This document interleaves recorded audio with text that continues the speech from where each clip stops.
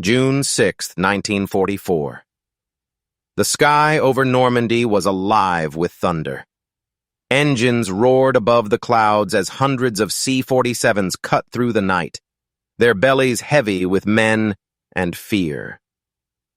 Below, the land was swallowed in darkness, a patchwork of hedgerows, villages, and the unseen enemy waiting for dawn. Inside one aircraft, a young paratrooper gripped his static line, heart pounding to the rhythm of flak bursts exploding outside. The red light glowed, then green. He leapt into chaos. Wind tore at his face. The sea flickered somewhere beyond the black horizon. But when his parachute opened, the world below was wrong. Not open fields, but rows of tents, vehicles, and voices speaking German. He hit the ground hard, tangled in canvas, his rifle lost in the dark. The sound of boots echoed nearby. One wrong drop. One soldier alone in the middle of the enemy's camp. A mistake that would, before sunrise, save hundreds of his own. The invasion of Normandy had been planned for years, but its success would depend on the first few hours before sunrise on June 6, 1944. Long before the Allied fleet appeared off the coast, the first wave of soldiers had already gone to war in the dark. They were the paratroopers of the American 82nd and 101st Airborne Divisions, men trained to drop behind enemy lines, seize bridges, block German reinforcements, and hold until the beach landings broke through. They carried little more than rifles, grenades, and the certainty that confusion would be their only companion once they hit the ground. Operation Neptune, the airborne phase of D-Day, began shortly after midnight. 900 aircraft crossed the English Channel under heavy anti-aircraft fire, carrying over 13,000 paratroopers. The pilots flew low to avoid radar, but dense cloud banks and tracer fire shattered their formations. Planes veered off course. Flares marked the wrong zones. Static L. Ines tangled. Men jumped too soon, too late, or too far. By dawn, entire units were scattered across the Cotentin Peninsula, some landing miles from their designated drop zones. To planners, it looked like disaster. To those on the ground, it was something worse. Isolation. Paratroopers were trained for small unit tactics, but few imagined they would land alone in pitch-black farmland surrounded by German troops. The hedgerows turned every field into a maze. The sound of distant gunfire and engines gave no sense of direction. Radios were lost in the jump, and commanders had no idea where their men had landed. Yet within this chaos, something unexpected began to happen. Scattered paratroopers fought as they fell, forming small bands of resistance that struck at German positions wherever they found them. In the confusion, Germans mistook these random attacks for large-scale assaults. Officers hesitated, unsure where to send reinforcements.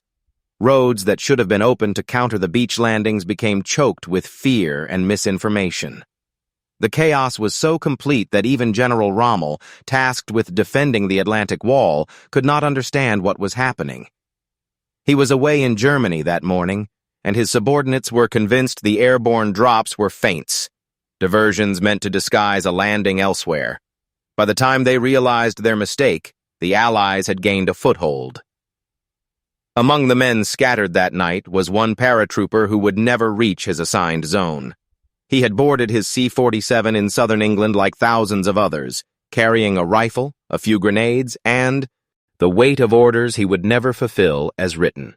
His unit's objective had been simple on paper: secure a causeway near Sainte-Marie-du-Mont to prevent German armor from reaching Utah Beach. But the sky had other plans. Heavy flak hit the formation minutes before the drop signal. The aircraft lurched violently, its lights flickering as the pilot fought for control. The jumpmaster shouted, men stumbled forward, and then gravity decided everything. He jumped into a world that bore no resemblance to the maps studied in briefings. The terrain below was darker, denser. The silhouettes of buildings loomed where there should have been open fields. He had no idea that strong winds and faulty navigation had pushed his plane 15 miles off course, directly above a German reserve position near Carentan. His wrong landing zone would have been a death sentence for most. But that night, in a strange twist of fortune, it would become the key to something larger than his own survival. Every paratrooper carried the same fear, landing too close to the enemy. The silence after the jump was the most terrifying moment, broken only by the flutter of a descending parachute. Some hit water, others trees or church steeples. But this man hit the hard ground of a German supply camp. He could hear voices speaking in clipped German, the clatter of rifles, the hum of engines idling. For a moment he froze, waiting for shouts or gunfire. None came. His parachute collapsed beside a truck, the white fabric ghostly under the thin moonlight. He cut himself free and crawled for cover, heart pounding against the earth. He didn't yet know it, but this wrong landing would ignite a chain of events that changed the fate of the men he'd left behind in the sky. In the hours before dawn, the landscape of Normandy was a place of ghosts. Mist hung low over the hedgerows, and the sounds of battle were scattered, directionless. Gunfire in one direction, explosions in another, the drone of aircraft fading toward the sea. For most German soldiers stationed inland, the first signs of invasion were confusing. Some believed the Allies had landed on the beaches already. Others thought the airborne drops were small raids meant to distract. The night was filled with false signals, tracer fire, flares, and the eerie cries of lost paratroopers calling for comrades they could not see. The paratrooper who had fallen among them lay silent beneath the wreckage of a truck, his heart still racing from the fall. Around him, the camp stirred with uneasy motion. German voices called out in the dark, trying to locate the source of the disturbance they had half heard. He pressed his face to the dirt, gripping the small trench knife strapped to his boot. Every instinct told him to run, but the camp was alive with movement. Boots striking gravel, engines sputtering to life, orders being barked. The Germans were preparing for something. They knew the invasion had begun, but they didn't yet know how close it truly was. He stayed hidden as the sky lightened slightly toward the east. His training reminded him of one thing above all: observation before action. To move without understanding the terrain was suicide. As he watched, he began to piece together where he had landed. Tents lined a narrow dirt road, guarded by machine gun positions and supply trucks. A radio antenna stood near the center. This wasn't just a small encampment. It was a German logistics hub, supplying ammunition and fuel to units defending the coast near Utah Beach. The realization struck him like the cold wind. He was behind enemy lines, yes, but not just anywhere. He was in the one place that could cripple the German defense if destroyed. And he was alone. The chaos of the night had scattered his entire company. Men of the 101st and 82nd were now fighting in pockets across Normandy, ambushing convoys, capturing bridges, or simply trying to survive until daylight. Few knew exactly where they were. Commanders on the ground had no clear communication with their divisions. It was an airborne plan that had fragmented into hundreds of small wars, each fought by handfuls of men who barely knew the scale of what they were part of. Yet within that disorder, the Allies had found an unexpected advantage. The German response was paralyzed. Reports flooded local command posts of enemy troops appearing everywhere, from Sainte-Mère-Église to Carentan. Entire divisions were ordered to move in circles, responding to phantom threats. A German sergeant later described the night as fighting shadows that struck from all directions and vanished. It was chaos that no commander could predict, and it began long before the beaches were visible on the horizon. Back in the camp, the paratrooper began to move. He crawled beneath the shadow of parked vehicles, collecting what he could: a rifle from a fallen sentry, 2 grenades from an open crate, a map that fluttered in the wind near a jeep. Each item became a lifeline. He knew the odds of surviving were slim, but he also knew that inaction meant capture, and capture meant death. Every sound echoed through him like a warning. Barking dogs, boots crunching gravel, the cough of an engine. Somewhere a radio crackled with the voice of a German officer demanding reports from the coastline. He kept listening. He heard the mention of Sainte-Marie-du-Mont, the same objective his battalion was meant to secure. The Germans were preparing to send reinforcements there at dawn. If those vehicles rolled out, his brothers, scattered and exposed across the fields, would face armored resistance they weren't equipped to stop. Something had to be done. He looked again at the trucks.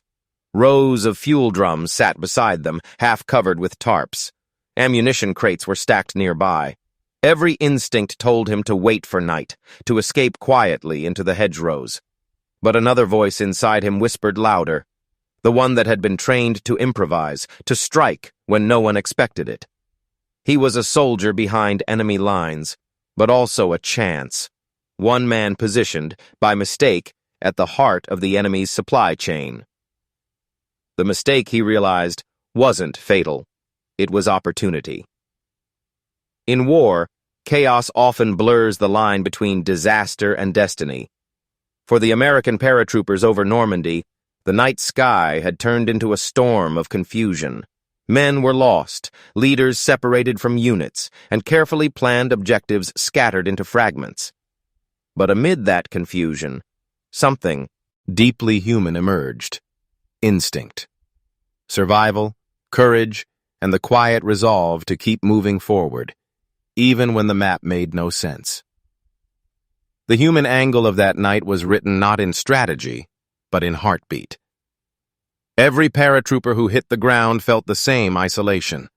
The darkness was absolute, broken only by the dim glow of burning barns or tracer rounds flickering miles away. The wind carried the cries of the wounded and the shouts of men trying to find each other. The man who had fallen into the German camp felt that loneliness sharper than anyone. He was surrounded by enemies who didn't yet know he was among them. He had no compass, no squad, and no way back to friendly lines. But inside that isolation grew a strange calm. The kind born when a man realizes no help is coming, and every breath he takes must count. Human instinct became the first weapon of D-Day's airborne soldiers. They improvised constantly, using captured weapons, German vehicles, or even local civilians to navigate the maze of hedgerows.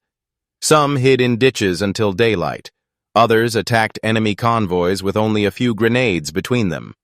History often celebrates grand strategy, but in Normandy's night, survival depended on the courage of individuals acting on impulse. For the man in the camp, that instinct would soon dictate every move he made.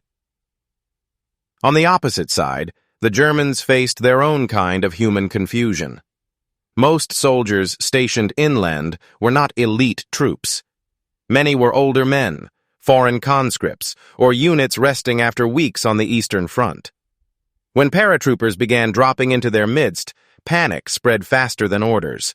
Reports came in of enemy landings everywhere. Commanders could not tell illusion from reality. Fires burned in the distance. Supply lines went silent. The paratrooper's accidental landing only deepened that confusion.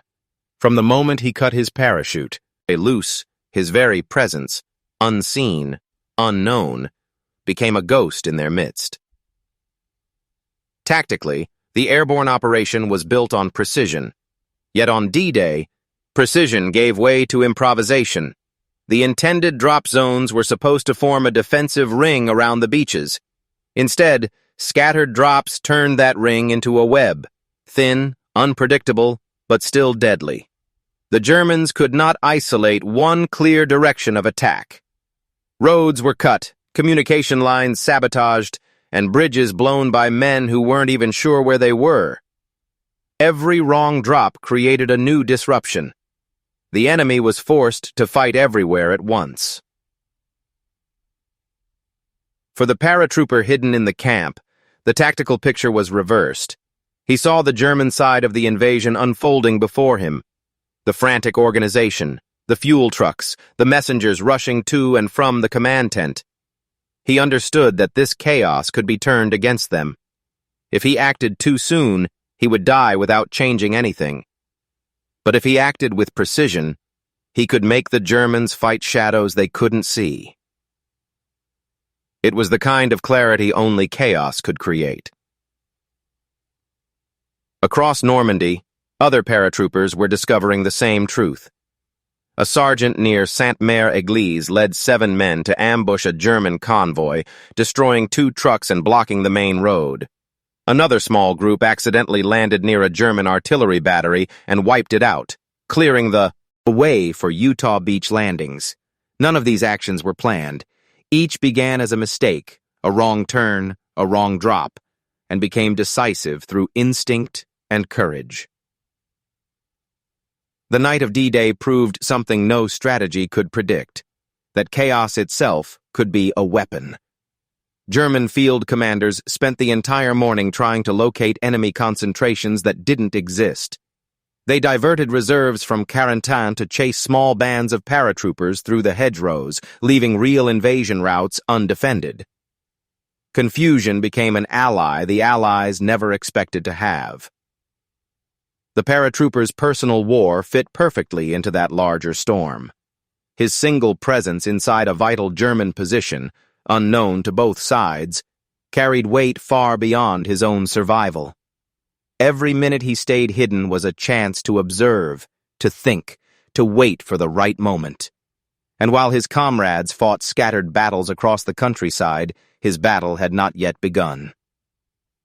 This was the silent part of warfare, the pause before action, when time stretches thin and choices become history. Somewhere in that camp, a decision was forming. The man who had fallen where he shouldn't had started to understand something no map could show: the true power of being invisible in the heart of the enemy. The human, enemy, and tactical threads of that night were all tangled in one truth. D-Day was never a perfect plan. It was a storm of mistakes that somehow moved in the right direction, and in that storm, one man's wrong landing would soon become the spark that shifted an entire battle's rhythm. The technology that carried the paratroopers into Normandy was both a marvel and a limitation. The C-47 Skytrain was reliable, strong, and essential. But it was flying blind through the storm of history. The aircraft relied on simple radio beacons and rudimentary navigation systems. There were no precision instruments, no satellites guiding their path. Pilots flew by compass and courage, threading through cloud banks thick enough to swallow entire formations. When German anti-aircraft batteries opened fire, they had no choice but to break formation and dive to avoid destruction. Those maneuvers scattered the airborne armada into chaos. In the end, the technology that delivered them to war was also what tore them apart. Inside those planes, jump masters could do little but shout "Go!" and trust that gravity would complete the mission. The paratroopers who fell into Normandy's fields and villages did so at the mercy of wind, cloud, and fate. Some drifted for miles before touching ground. Others were shot before they even landed. Yet despite the primitive tools of navigation, the operation succeeded, not through precision, but through resilience. The technology of war failed that night. Human adaptability replaced it. Leadership, too, took on a different meaning once boots hit the ground. The carefully structured hierarchy of ranks dissolved the moment men became separated. Captains found themselves fighting alongside privates, and lieutenants took orders from whoever had ammunition left. The airborne commanders, men like General Maxwell Taylor of the 101st and James Gavin of the 82nd, had designed their forces to operate independently if needed. That foresight became their salvation. Scattered units reorganized within minutes of contact. Soldiers who had never met formed ad hoc squads, each deciding their own objectives on instinct. Leadership became not about giving orders, but about surviving long enough to make decisions that mattered. For the paratrooper who had landed in the German camp, leadership meant something quieter, discipline under fear. He had no one to follow, no command structure to lean on, and no plan to reference. His only guide was training drilled into him in months of preparation. Every sound, every shadow had to be interpreted through calm judgment. His leadership was internal, the ability to act with purpose when the situation demanded, even when the cost could be everything. The moral angle of that night is harder to define, yet impossible to ignore. War often disguises accidents as strategy. Historians would later debate whether the misdrops were truly catastrophic or secretly beneficial. The truth lies somewhere between the two. Every wrong landing exposed men to unimaginable risk, but it also fractured the enemy's ability to respond. The price of victory was measured in confusion and courage. Each man who stumbled into the wrong field or the wrong village added another crack to the German defense. The moral weight of those mistakes rested on men who never asked for it. For the paratrooper behind enemy lines, morality had shrunk to a single question: act or hide. Every moment he stayed still, more German vehicles prepared to move toward his battalion's objective. Every moment he moved, he risked discovery and death. The clarity of war is cruel in that way.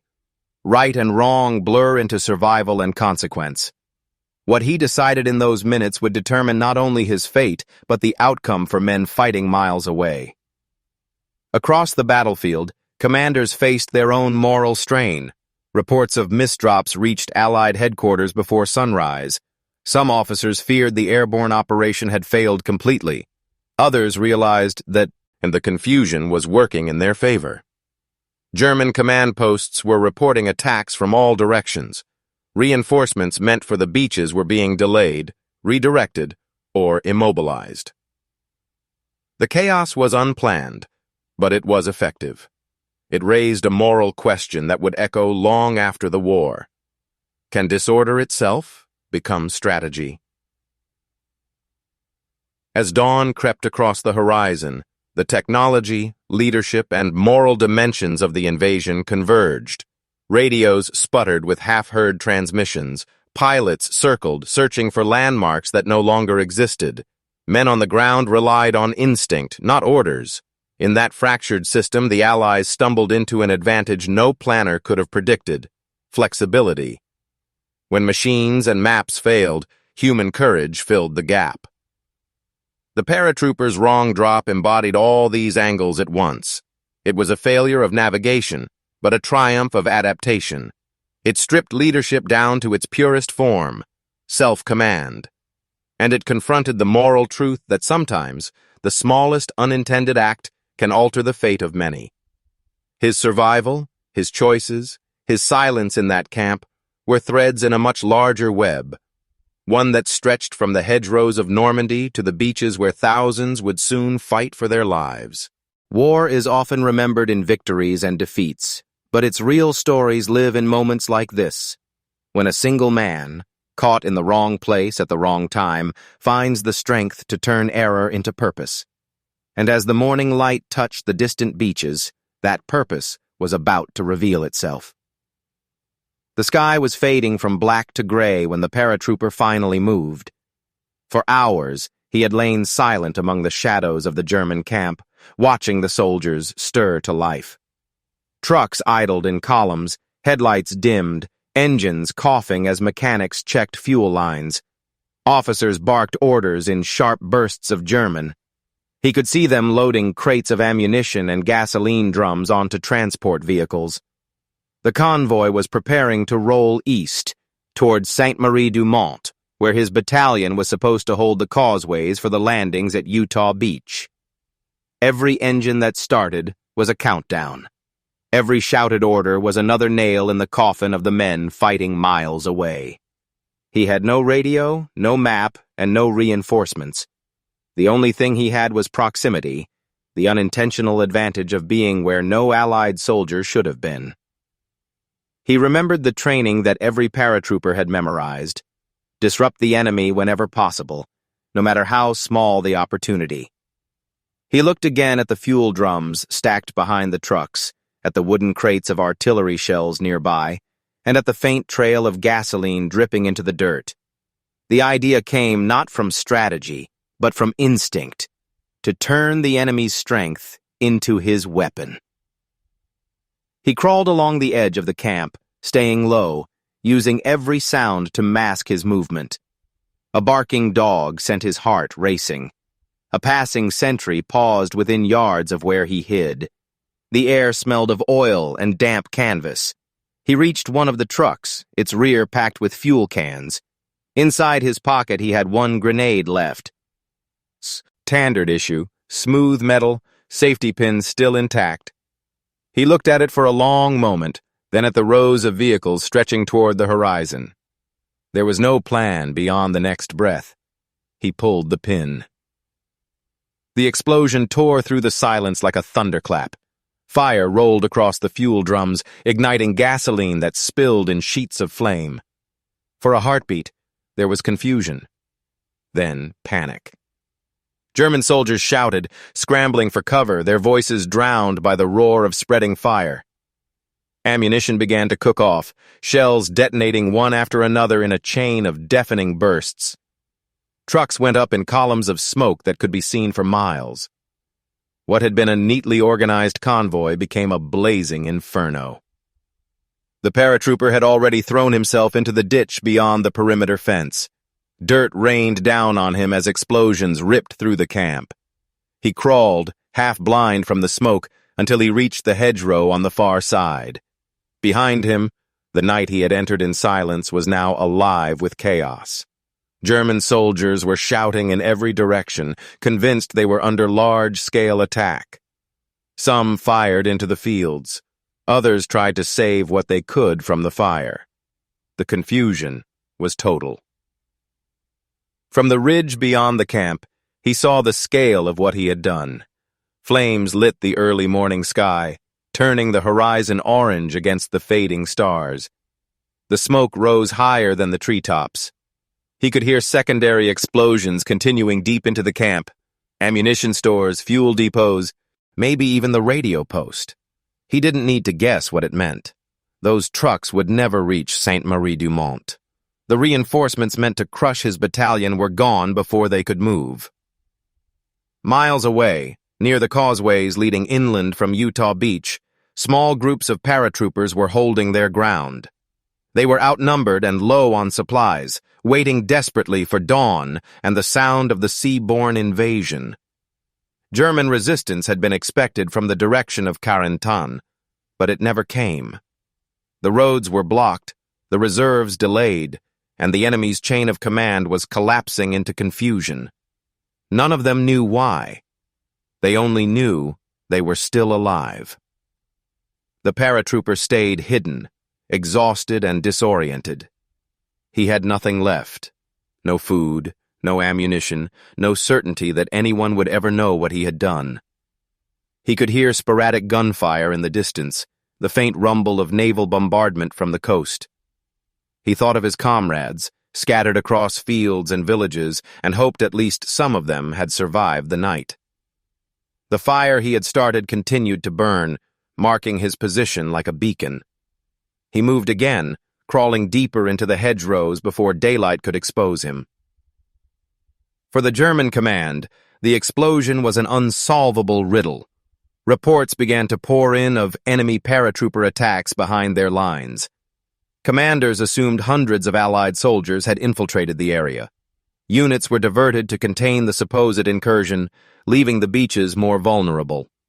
Entire battalions spent the morning searching for an enemy that didn't exist, all because one man, dropped by mistake, had turned his survival into sabotage.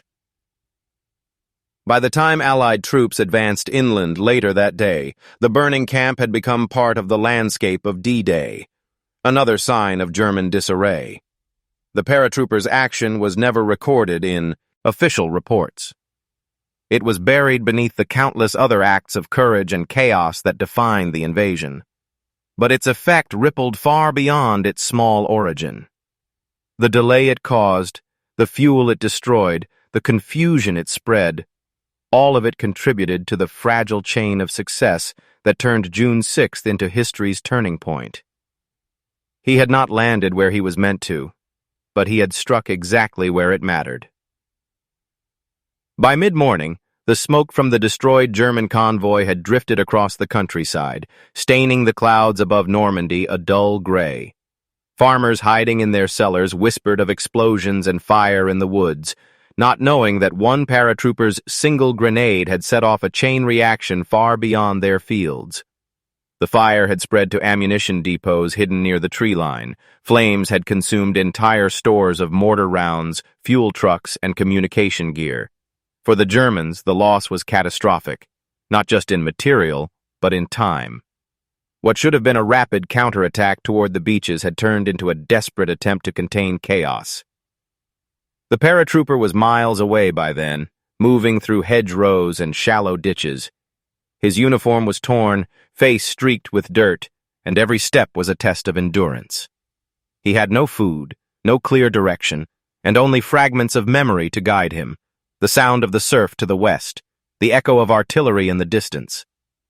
The countryside of Normandy was a maze of narrow paths, stone walls, and thick vegetation that seemed to close around him. He stayed low, every movement deliberate, aware that any sound could draw attention. He passed an overturned cart, the smell of burning rubber still heavy in the air. In the distance, German voices echoed faintly, followed by a burst of gunfire. He pressed himself against the earth, heart hammering, waiting for silence to return. When it did, he crawled forward again, hands raw from the thorns and gravel. His training had prepared him for combat, not isolation. Every minute alone was an eternity. Hours passed before he saw the first sign of his own, a parachute tangled high in a tree, fluttering gently in the wind. Beneath it lay the body of another paratrooper, still clutching his rifle. The sight stopped him cold.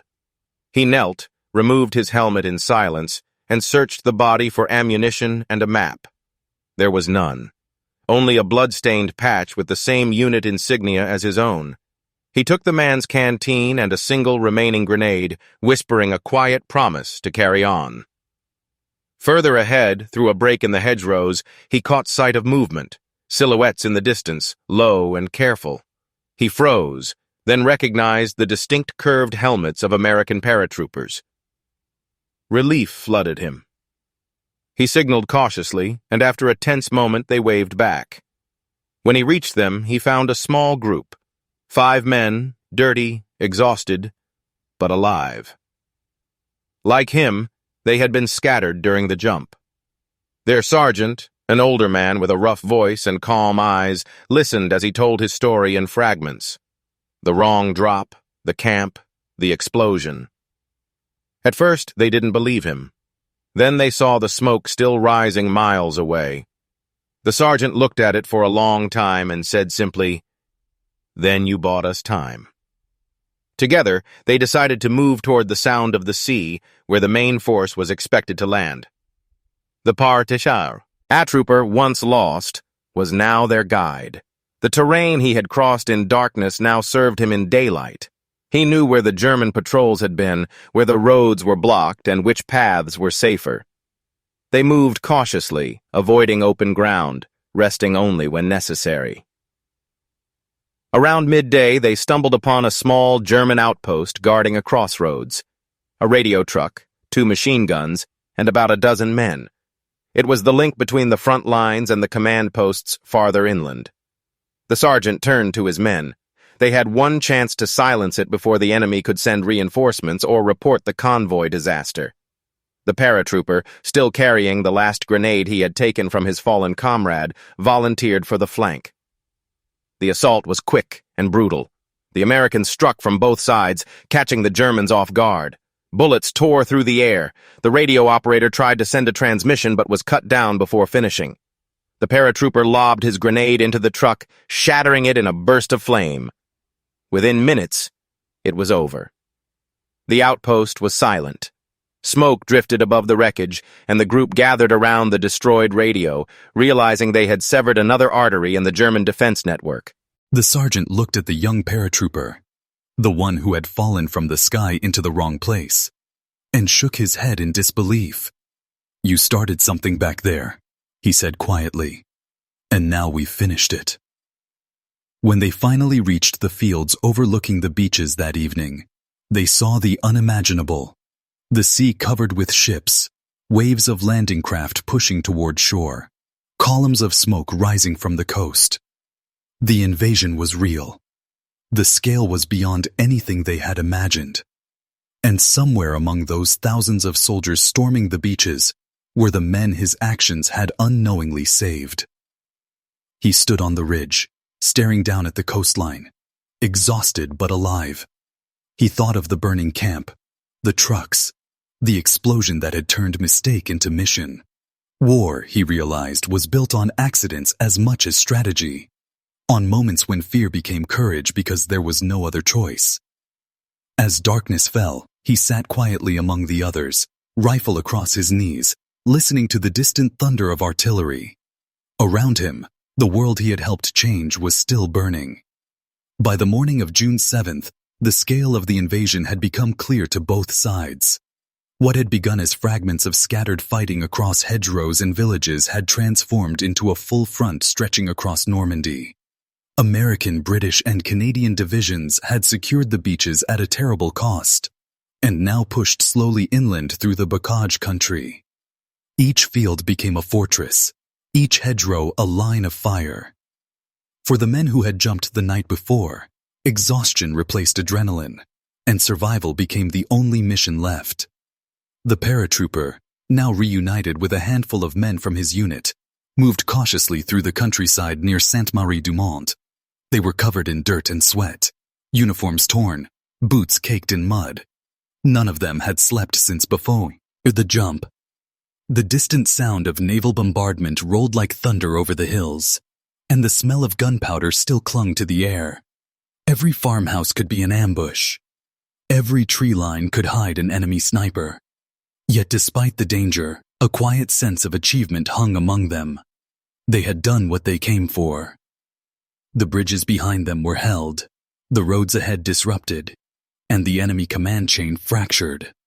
Word spread quickly through the airborne ranks of what had happened inland, of explosions that lit the sky before dawn, of German reinforcements that never reached the coast, of convoys seen burning for miles. None knew exactly who had caused it, but the effect was undeniable. Reports from Allied intelligence later confirmed that a series of detonations had crippled the 91st Luftland Division's logistics support near Carentan. The attack, believed at first to be the work of an entire sabotage unit, had in fact originated from one small paratrooper group, though the original spark came from a single soldier who had dropped in the wrong place.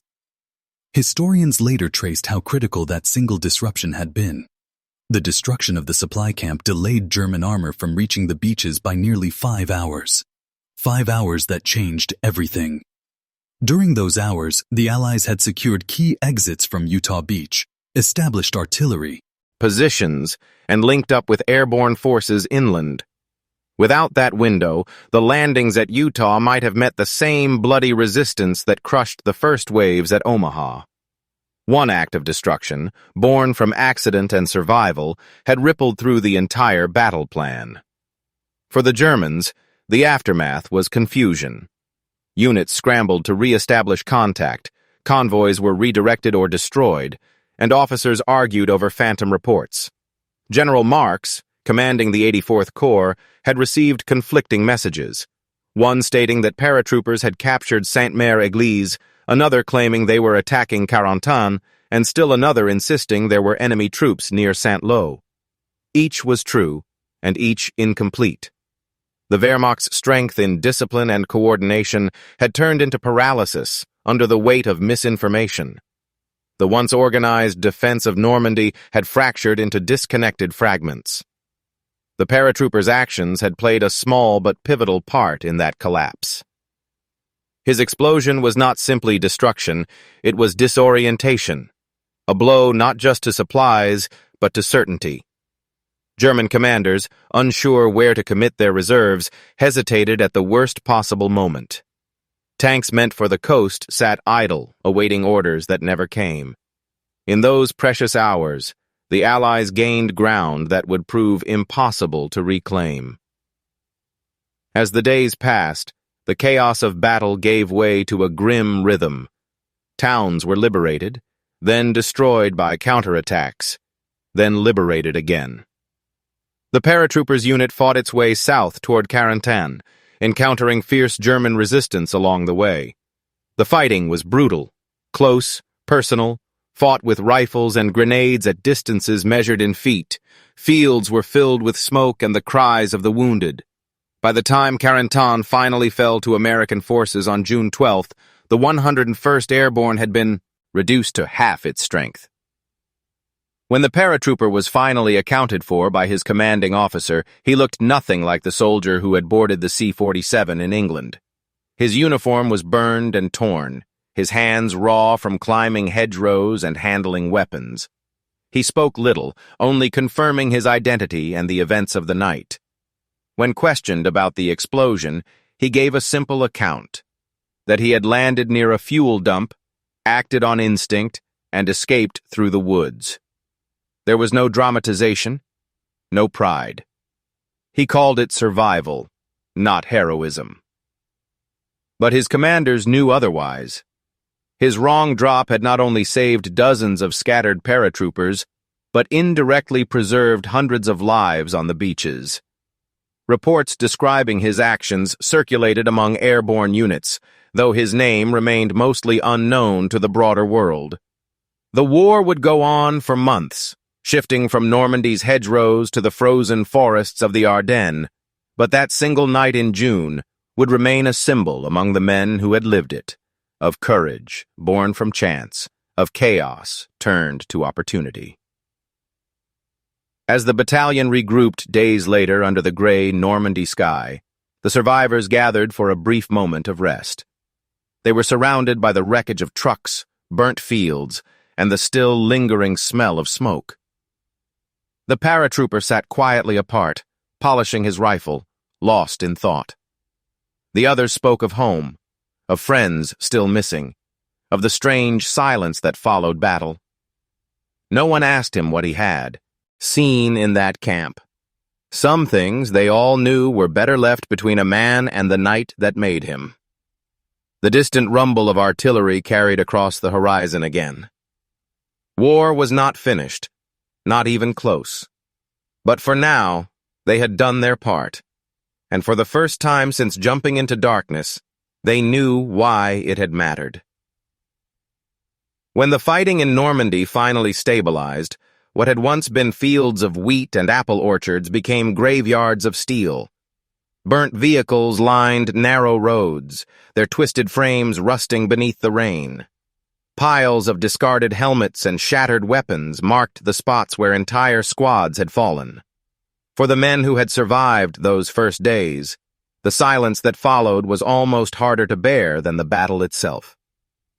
The paratrooper found himself walking through villages that no longer existed, their stone walls reduced to rubble, their church bells melted by fire. He carried his rifle out of habit now, more out of routine than fear. The Allied advance moved slowly. Every mile was fought for, measured in blood. German resistance, though broken in coordination, remained fierce. Snipers haunted church towers, machine guns swept the narrow lanes, and artillery shells turned hedgerows into tombs. The men of the 101st pressed on, tired, hungry, but unwilling to stop. Orders came, and they followed them without question. To hold, to move, to secure, to survive.